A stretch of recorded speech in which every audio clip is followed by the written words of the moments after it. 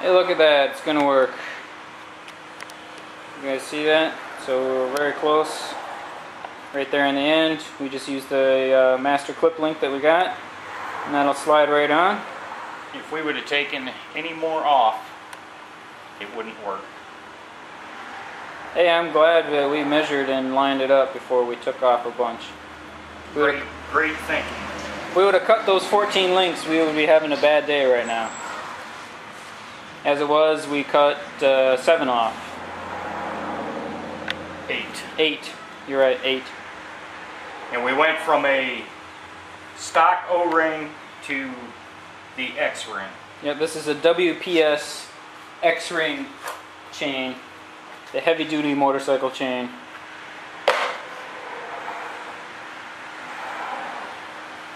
So for whatever that's worth.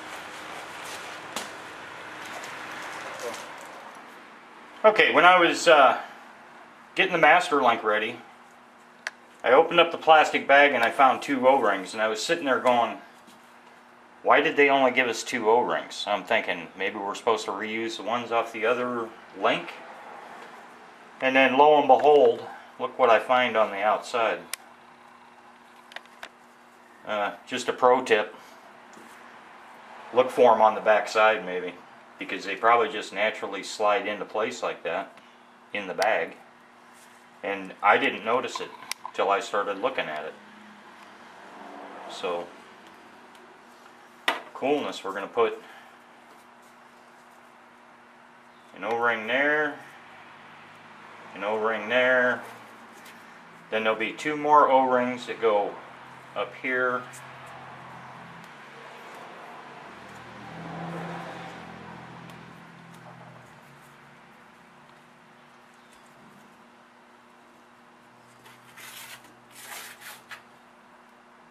And that'll go on like that. And then we'll compress that. And then the Master link. The master link keeper pin. The clip. Will go over and lock into those 2 bars where the grooves are. Okay? Alright.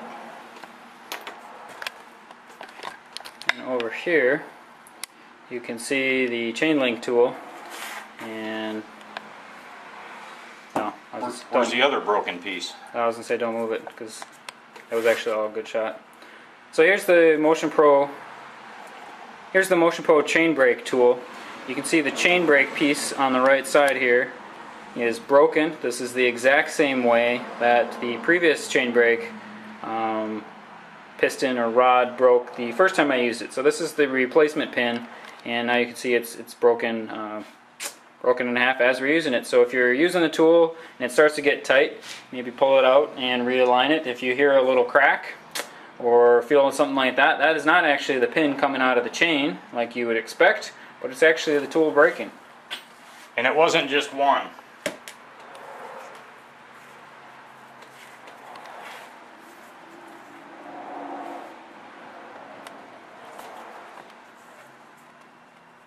Three breaks. Right, so first 2 breaks. First it broke off one end, and then we kept trying to use it because we almost had the chain apart, and then it broke again. So you need to go buy a new part, but I'm not sure I can recommend buying the Motion Pro chain tool. If I was going to do it all over again, I might spring for the extra money and get the RK instead. Go. Okay, I've inserted the master link with the O-rings as I showed you in the other video. I've got the chain already on the sprocket. That went right in. Amazing. Now it's O-ring time. Or X-ring time, whichever it is.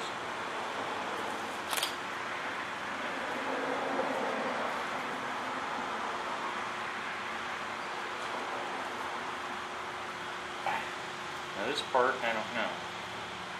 So this part right here, as you can see, we can't squeeze it in by hand. These have a pretty good grip. So what we need to do is go get the chain tool again, and it's got some pressure plates where we can squeeze these together so that we can get the clip on. We could probably do it with pliers too, but I found that the chain tool just makes it a little bit easier. Sorry. So here you can see we got the chain tool to press the two links together on the chain. And we got a 14mm wrench that we're going to use to just tighten it up. You can see that there's two holes in the tool. So what should happen is that it presses the plates together and pushes the pins just through those two little holes there. Just enough so we can get the master link to clip on. And I'm checking the lineup of the holes to make sure that it's going to go the right way. I don't think I have it lined up. Yeah, if you start to feel a lot of resistance and you don't see the pins, then back it out, take a look. It's working. It's sticking through.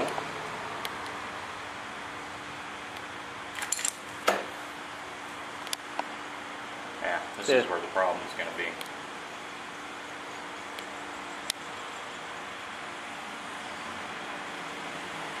I think we got to go just a little bit more.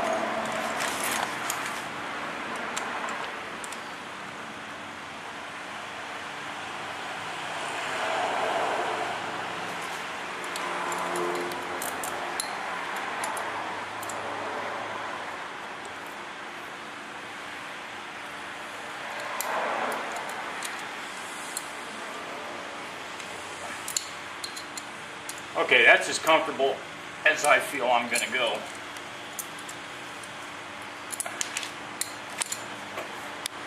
So I can catch the groove with my fingernail on both of them. Here, hold up. Go. Okay. I'm going to put the keeper on.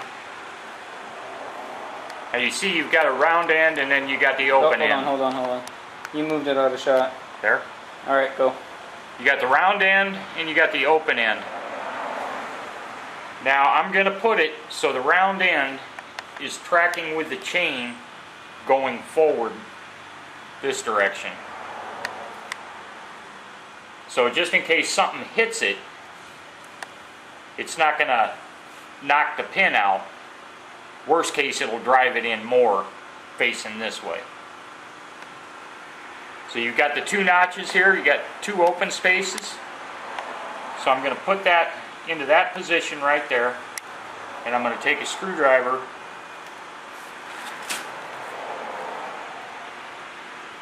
maybe and press it on, and then it clicked right into place, and I put the back of the screwdriver up against the link above it and then just rotated it, and it locked it and linked it right in. So that's on there. That's good to go. Now all I got to do is tension it up, and I think we can take it off. Thanks for watching.